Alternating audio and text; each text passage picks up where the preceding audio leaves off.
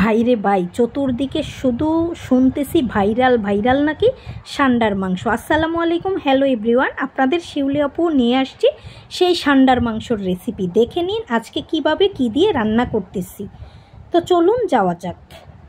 প্রথমে যারা দেখা শুরু করে দিয়েছেন লাইক দিয়ে দেখাটা শুরু করে দিন। এইখানে আমি কিছু সলিড মাংস, হাড় আর চর্বি নিয়ে নিলাম।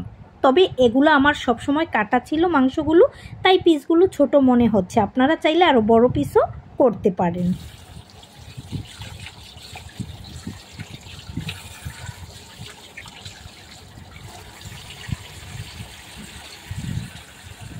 তারপরে এই যে চুলার মধ্যে একটা প্রেসার কুকার বসিয়ে দিলাম, যেহেতু রান্না আমার দেরি হয়ে যাচ্ছে সান্ডার মাংস রানবো বলে।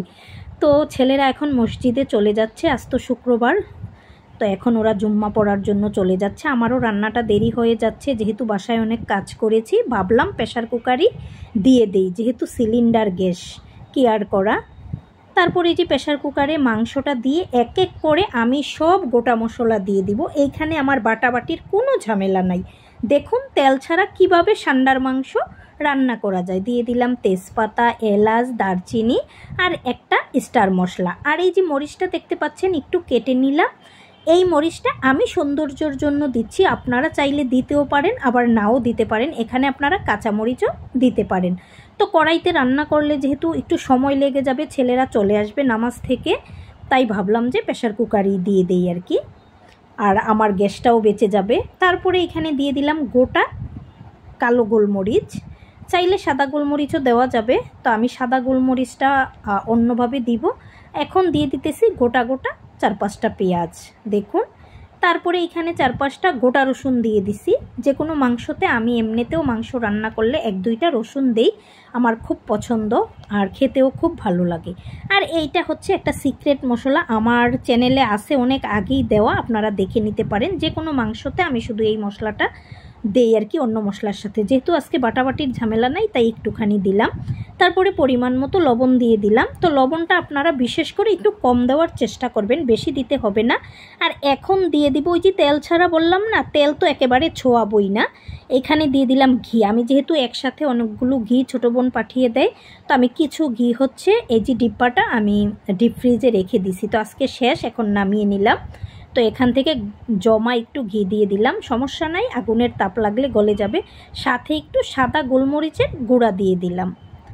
তারপরে দেখুন কি করতেছি, এই যে মাখামাখির ঝামেলা শেষ, দেখতেই পাচ্ছেন কালারটা একেবারেই কিন্তু সাদা। এখানে মরিচের গুঁড়া যাবে না, হলুদের গুঁড়া যাবে না, ধনিয়ার গুঁড়া যাবে না, কোনো আদা রসুন বাটা যাবে না। তো আমি হচ্ছে এই যে এখন দেখুন, এই সান্ডার মাংস রান্না করতে গেলে কিন্তু আমার এরকম গোটা গোটা আলু দিতে হবে। আর ওই যে বাচ্চারা আলুটা খুব পছন্দ করে, আলু ছাড়া মাংস রান্না করা যাবে না। তারপরে এই যে গোটা আলু দিয়ে দিলাম কয়েকটা ছিলে। তারপরে দেখুন এইখানে এখন আমার দিয়ে দিতে হবে ভরপুর পানি আর কি। তো এখন আমি পানি দিয়ে নিব। এই যে দেখুন আমি এখন পানিটা দিয়ে দিলাম, দেখতেই পাচ্ছেন পানিটা আমি কতটুকু দিয়ে দিছি।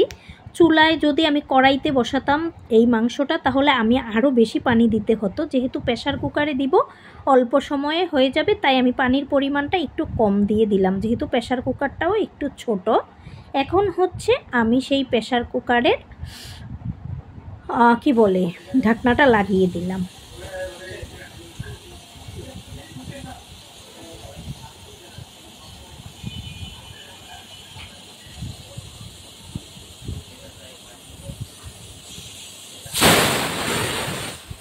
তারপরে এই যে আমি 2-3টা ছিটি দিয়ে নিলাম, অলরেডি মনে হয় হয়ে গেছে। তারপরে আমি ঢাকনাটা খুলে নিব।